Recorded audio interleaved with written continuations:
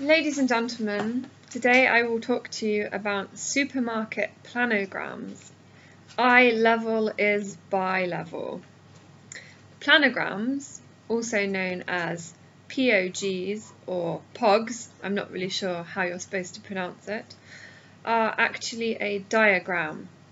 This diagram is used by supermarkets to show how and where each item should be placed either on a shelf or a display unit so that shops can sell more products.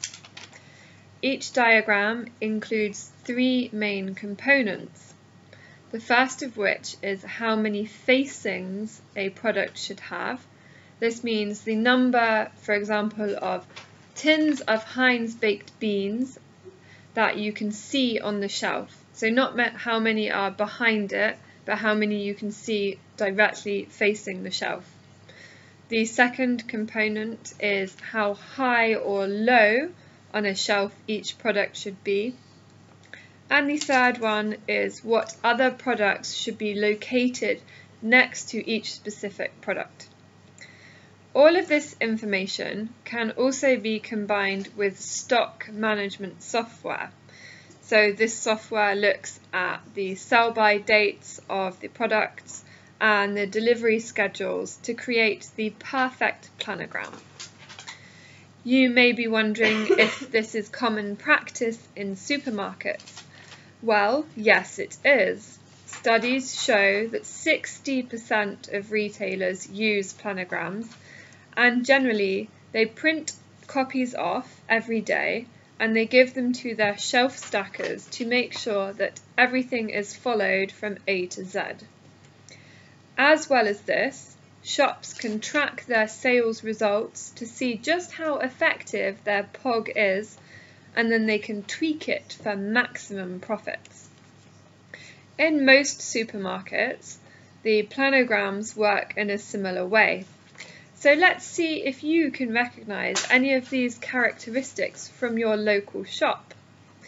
Expensive items will be found in the middle of the shelf, either at eye level or slightly below for people who are of average height, unlike giraffes like Andrea, who would have a very ineffective planogram essentially. Supermarket own brands are usually at the very top or the very bottom of the shelf. This is because it's more effort to reach them, and by the time you've finished your shop you're probably feeling rather lazy. Also, items found at the start of an aisle are less popular. This is because customers take a few seconds to psychologically adjust to being in a new aisle. This means that they're probably going to skip over the first few items and not pay any attention to them. This is why necessary purchases like loo roll are generally found at the start of an aisle, because you don't really care about choosing your loo roll, you're just going to grab it and not pay attention to it. Also, specific items will be grouped together. For example, crisps and beer. But not any old crisps. You're going to only find expensive crisps next to the beer. This is because there's a theory that when you're purchasing one item, you can be tempted to buy another one. So this is a spur of the moment purchase when you're buying your beer and you think, crisps could be nice with that beer. However, this can cause two problems, for the shop at least, not for you.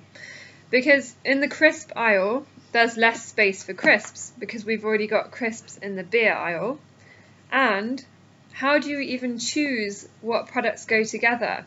I mean, why crisps and beer? Why not peanuts and beer? How on earth can the supermarket decide?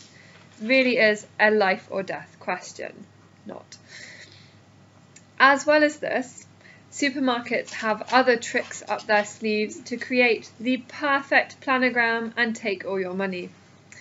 They use eye tracking software that can really ensure that peak in sales. Supermarkets create something called a gaze plot. This shows where customers look the most when they're in the shop. It works and looks a bit like a heat sensor. What happens is the supermarket will either put retina tracking cameras in the shop or ask shoppers to wear retina tracking cameras so they can see where people look the most. This then indicates to the supermarket where they should put their big ticket expensive items to be sure that we are most likely to purchase them.